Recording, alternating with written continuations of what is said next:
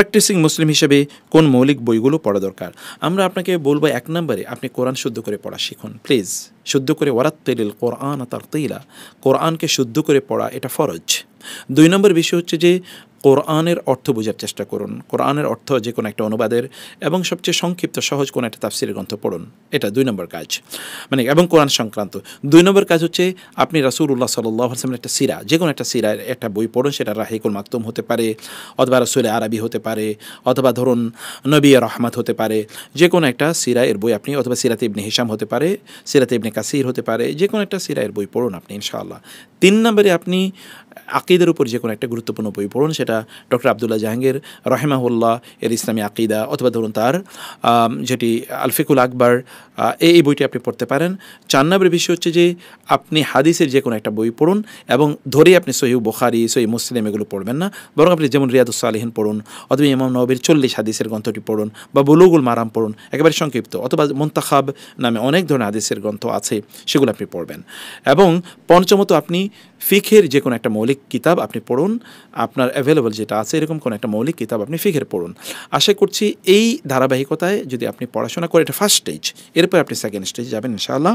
তারপরে কী বই পড়বেন সেটা আপনি পরবর্তীতে জানবেন, কিন্তু এতটুকু আপনি পড়ার জন্য আমরা আপনাকে নাসিহা করছি। দাদার আগে পিতা মৃত্যুবরণ করলে নাতিরা দাদার সম্পদের কিছু পায় না, তাহলে তারা কোথা থেকে আত্মমর্যাদা বোধে বাঁচিয়ে রেখে সমাজে মানিয়ে চলবে, অথবা নিজেরা জীবিকা নির্বাহ করবে? দেখুন প্রিয় বোন, এই মাসালার দুটো উত্তর আছে।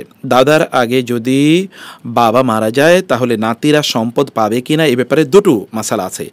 একটা মাসালা হলো তারা পাবে না, যেটা আমাদের দেশে হানাফি মাযহাব অনুসারে এই মাসালাটি গ্রহণ করা হয়েছে। কিন্তু আরেকটু শক্তিশালী মত আছে, তা হলো নাতিরা পাবে, এবং আমি ব্যক্তিগতভাবে সেই মতটারই সমর্থন করি। আপনি এই কারণে আমরা আলেমদেরকে বলবো যে এই মাসালাটি বরং সমাজে আপনারা বলুন, বরং এই মাসালাটি মানুষকে বলুন। আদারওয়াইজ এই শিশুরা তারা কোথায় যাবে? তারা অধিকার বঞ্চিত যদি হয়, অথবা তারা যে সম্পদ থেকে বঞ্চিত, তারা জীবনযাপন করবে কোত্থেকে? এ কারণে এটা যেন করে। 2 নম্বর বিষয় হচ্ছে এখানে দাদার দায়িত্ব আছে। দাদার দায়িত্ব হচ্ছে এই নাতিদের জন্য ওসিয়ত করা। তিনি যেন নাতির জন্য ওসিয়ত করে দেন, কারণ তারা তো বঞ্চিত। কারণ আপনারা জানেন কোরআনে আল্লাহ তাআলা বলেছেন যে যখন তোমরা সম্পদ রেখে যাবে, তখন ইন তারাকা খায়রানিল ওয়াসিয়াতু লিল ওয়ালিদাইনি ওয়াল আকরাবিন, তাদের জন্য সবচেয়ে নিকটবর্তী আত্মীয়স্বজন যারা, তাদের জন্য যেন ওসিয়ত করে। এবং তিনি তার সম্পদের 3 ভাগের 1 ভাগ ওসিয়ত করার অনুমতি বা ক্ষমতা তার আছে। অতএব যদি ধরুন আমরা ওই মাসালাটি গ্রহণ করা হলো যে দাদার আগে বাবা মারা গেলে নাতিরা সম্পদ পাবে না, এই মাসালা যদি গ্রহণ করা হয়, তাহলে দাদা কমপক্ষে নাতিদের জন্য ওসিয়ত করুন। আর আমরা বলেছি দ্বিতীয়টাকে আমরা প্রেফার করছি, যে নাতিরা সম্পদ পাবে, এবং দলিলের আলোকে বলছি, সহিহ হাদিসের দলিলের আলোকে বলছি। তাহলে সেক্ষেত্রে নাতিরা তো পাবে, তাহলে তার কোনো সমস্যা নেই ইনশাআল্লাহ। তারপরে প্রশ্ন হচ্ছে, অনেক সময় এমন পরিস্থিতি হয় যে কোথাও গেলে ওইখানে ওজুর ব্যবস্থা আছে, কিন্তু হিজাব খুলে ওজু করা যায় না, তখন কীভাবে ওজু করে সালাত আদায় করবো? দেখুন প্রিয় বোন, আপনি হিজাব খুলবেন না, ধরুন আপনি এমনিতেই মুখটা এমনভাবে ঢেকে তারপরে আপনি মাথাটা ধুয়ে নেন। প্রয়োজন আপনি একটু সিক্ত পানি নিয়ে তারপরে মাথাটা মানে মুখটা আপনি ধুন, বা মুখটা আপনি মুছে নেন, যেন আপনার গোটা মুখই ধুয়ে এবং সিক্ত পানি দিয়ে যেন আপনি গোটা মুখটা যেন আপনি ভিজাতে পারেন।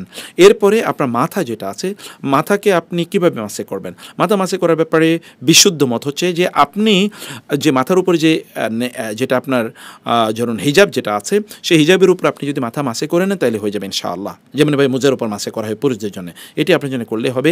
অথবা যদি ধরেন এমন হয় যে আপনি কাপড়টা, সামনের দিকের কাপড়টা একটু হালকা উঠিয়ে শুধু এতটুকুর মধ্যে আপনি একটু মাসে করে নেন, বাকিটা মানে চুল, সামনের একটু কিছু চুলে আপনি হালকা করে একটু মাসে করে নিলেন, তারপরে আবার চুলগুলো সব ঢেকে রাখলেন, কোনো চুল যেন বের না হয়ে থাকে।